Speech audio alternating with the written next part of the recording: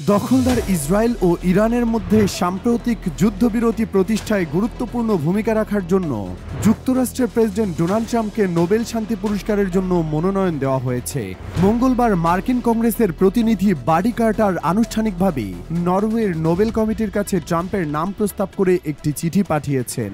চিঠিতে বাডি কার্টার লিখেছেন, ট্রাম্পের কৌশলগত নেতৃত্ব ও কূটনৈতিক উদ্যোগের ফলে এমন এক সময় ইরান ইসরায়েলের মধ্যে যুদ্ধবিরতি সম্ভব হয়েছে যখন অনেকে এটিকে প্রায় অসম্ভব বলে মনে করেছিলেন। খুব অল্প সময়ের মধ্যে ট্রাম্প এই দুই চরম প্রতিপক্ষকে শান্তি আলোচনায় বসাতে সক্ষম হয়েছেন, যা আন্তর্জাতিক কূটনীতির এক ব্যতিক্রমী উদাহরণ। তিনি আরও উল্লেখ করেন, যেভাবে ট্রাম্প যুদ্ধ থামিয়ে শান্তিপূর্ণ সমঝোতায় পৌঁছাতে সহায়তা করেছেন তা তাকে নোবেল শান্তি পুরস্কারের উপযুক্ত প্রার্থী করে তোলে। তার এই উদ্যোগ শুধু মধ্যপ্রাচ্য নয়, বরং বিশ্বজুড়ে শান্তি ও আন্তর্জাতিক সহমর্মিতা এগিয়ে নিতে অনুপ্রেরণা হিসেবে কাজ করবে। ৭৯ বছর বয়সী ট্রাম্প সোমবার মধ্যরাতে ঘোষণা দেন যে ইরান ও ইসরায়েল একটি পূর্ণাঙ্গ যুদ্ধবিরতিতে পৌঁছেছে। পরদিন মঙ্গলবার সকাল থেকে চুক্তিটি কার্যকর হয় এবং এখনো পর্যন্ত তা বলবৎ রয়েছে।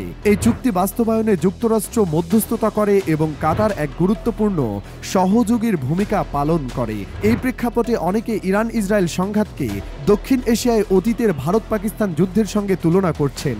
ভারত পাকিস্তানের মধ্যে বারবার সীমান্ত সংঘাত হলেও দুই দেশের পারমাণবিক ক্ষমতা ও আন্তর্জাতিক চাপে যুদ্ধ সাময়িকভাবে এড়ানো গেছে, কিন্তু ইরান ইসরায়েল সংঘাত ছিল আরও জটিল ও বিস্ফোরণময়। এতে যুক্ত ছিল পারমাণবিক স্থাপনায় হামলা, আঞ্চলিক মিত্রদের অংশগ্রহণ এবং সরাসরি যুক্তরাষ্ট্রের জড়িত থাকা। সেই তুলনায় এই যুদ্ধবিরতি অর্জন অনেক বেশি জটিল এবং কৌশলগত গুরুত্বপূর্ণ। বিশ্লেষকরা মনে করছেন, যদি এই যুদ্ধবিরতি দীর্ঘস্থায়ী হয় এবং মধ্যপ্রাচ্যে একটি নতুন ভারসাম্য তৈরি হয়, তাহলে ট্রাম্পের এই উদ্যোগ বিশ্বের ইতিহাসে গুরুত্বপূর্ণ শান্তি প্রচেষ্টাগুলোর একটি হয়ে উঠতে পারে, যেমনটি হয়েছিল ১৯৭৮ সালে ইসরায়েল ইজিপ্ট ক্যাম্প ডেভিড শান্তি চুক্তি কিংবা ১৯৯৮ সালে ভারত পাকিস্তান লাহোর ঘোষণার মতো।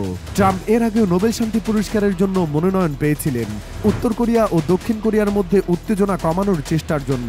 তবে এবার ইরান ইসরায়েল যুদ্ধের মতো এক কঠিন সংঘাতে মধ্যস্থতা করে তিনি আবারও নিজেকে আন্তর্জাতিক শান্তি আলোচনার কেন্দ্রে প্রতিষ্ঠিত করলেন।